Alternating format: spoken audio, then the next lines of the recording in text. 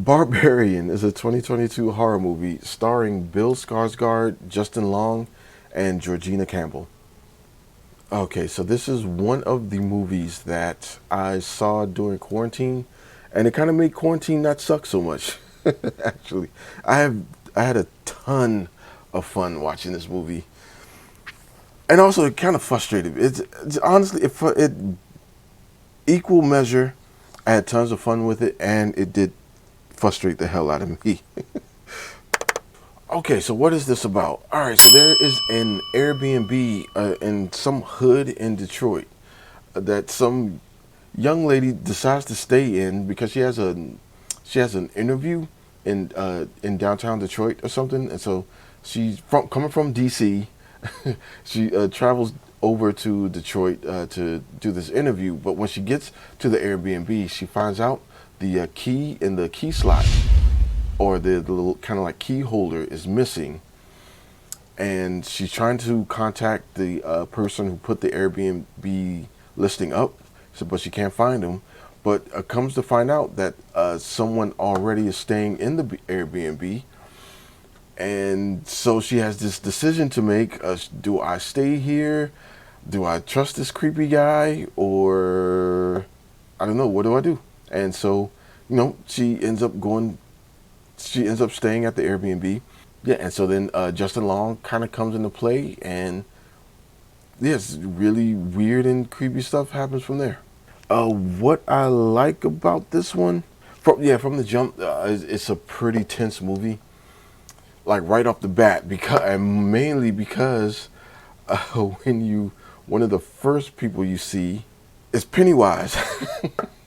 Yeah, yeah, Bill Skarsgård. He's one of the first people you see. Like in the trailer, and so they do have this kind of like this really disorienting thing they go for in the movie that I think they do really well. Where it's just kind of like it throws you off balance because you're like, what do I trust it? Do I like do I trust it? I don't know what's happening, and having Bill Skarsgård as one of the first people that you come in contact with, really kind of helps throw you off. Really kind of helps you get off balance from the jump on in this movie, which is really genius to me. I think it's a really genius move that they pulled in this.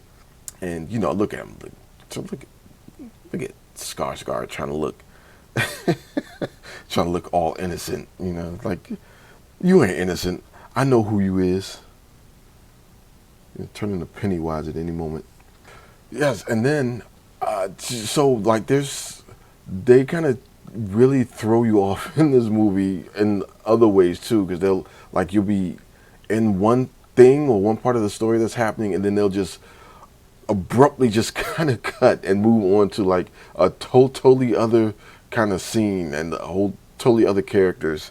And no, the first time that happens, we kind of go over into like Justin Long's part of the story, and it was really it was really great seeing Justin Long like in stuff again. Like he's been, oh, I haven't seen him in anything in way too long. Like just seeing him on screen just made me realize how much I missed seeing Justin Long in stuff. And yeah, it's about time too. And he kind of did a really good role in this too. Like for the first time in a long time, he's not like the lovable loser character in movies that he's been in. Like pretty much everything else I've seen him in. Like he's kind of like a douche. He's a real douchebag in this. But and it's really fun. So I think for a lot of people before, Michael Cera was the lovable loser in like a lot of like movies. It was Justin Long, right?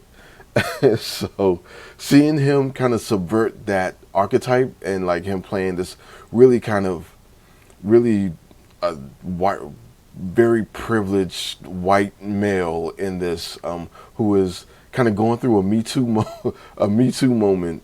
Like he's on the bad end of a Me Too moment in the movie was kind of fascinating just to see like what would that be like be on the receiving end of that, and just to kind of see him like do a completely different role that I'm used to seeing him do. It was fun. I really enjoyed that. All right, so yeah, I probably forgot to mention the director's name is Zach Krieger. who is, come to find out, he's from Arlington, Virginia, apparently. Which is like, okay, yeah, yeah. Anybody from the DMV, I'm automatically a fan of, and he did a excellent job in this movie. Like, the way he kind of did these narrative jumps, we just jumped to a whole nother kind of like story, a whole nother scene.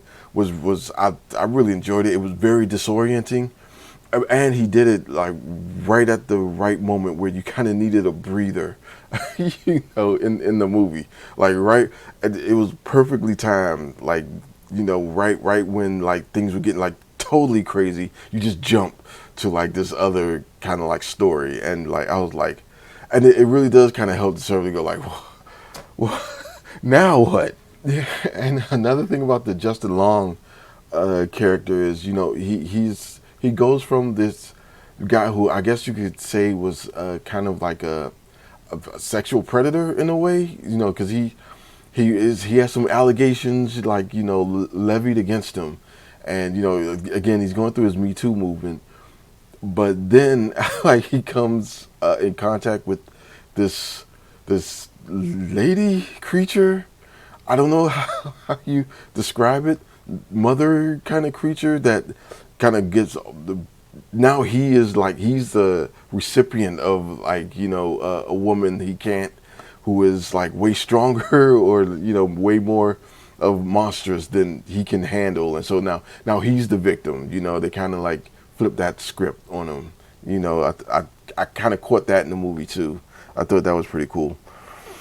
Uh, yeah, speaking of that mother creature thing, yeah, she was pretty gnarly. Yeah, she was pretty gross and disturbing. Like thinking of one of those like really run down like Detroit houses. I remember years ago there was like, yeah, you can buy a house in Detroit for like $5, and you look at the house, it's just run down, just shack. It's like, oh yeah, great, thanks. But yeah, I kind of imagine seeing something like her living in the basement of one of those houses. I could totally see that. I could buy that. And one thing I thought was insanely hilarious. So, Justin Long is trying to flip one of those houses, and so you find like a really decrepit, creepy looking sex dungeon in the corner of your basement that leads down into like some kind of like crazy catacombs. And what's the first thing he do? Grab some tape measure to see how much square footage he can add to the listing. It's just like that is just the worst. Yeah. So what I don't like about the movie was, honestly, it was just the decisions. Like I said earlier, that there's some of the decisions that was being made in this movie was just it took me out. It kind of took me out of the movie because I'm like, nobody would stay there. Like there's a shot where uh, was it Georgina? Georgina's character first gets to the Airbnb house, and like she takes a second to kind of like look around at the neighborhood, and there's like abandoned cars, abandoned destroyed cars, abandoned houses. And I was like, anybody in their right mind would get in, especially if you can't get in the house anyway. But then it's like, wait, I'm the only like standing house in this block right here, and I'm gonna stay a night here. And like nobody in their right mind would do that. Like it instantly took me out of the movie because like, come on, you know. And she would not take a hint. Like when she went to the interview, and she was telling the lady where she was staying, and the lady's like, "You staying there?" Like, wait, there's no Airbnbs in that part of Detroit. Are you sure you're staying in the right place? She didn't take the hint. Like I would have immediately took the hint and be like, "Oh, you know what? Now that you mention it, it's a little rough over there. Yeah, I think you might have a point. You know." No, she don't take it. And plus, I think Bill Skarsgård plays his role where he's trying to be charming or whatever, and I think it kind of like got in her head too, but still, it's just like, and Bill Skarsgård's character, He did like the one thing that white people in horror movies always do, where like, okay, you find the weird sex dungeon in the basement. Well, let's check it out. Let's go check it out. Let's see what's down there. It's just like, man, no, yeah, you go down there and check it out. I'm out. I'm out, bro. Like you do that. I'm gonna be in the car. I'm gonna give you like 15 minutes, dog. If you ain't out, I'm out. I'll send help. All in all, love this movie. Really fun movie.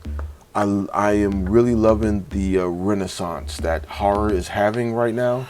There's so many like really good horror movies that's coming out, like one after another, after another, after another. And this year alone, but like the last couple of years, last like year or two, it's been like some really good horror. Actually, no, I'd say the last like 4 or 5 years, it's been like some really, really good horror movies coming out. And yeah, this is another one. I 4 out of 5. I really enjoyed it. Really loved it. It's just like, come on, man. Nobody would stay in that house. Like, seriously. But yeah, Barbarian. 4 out of 5.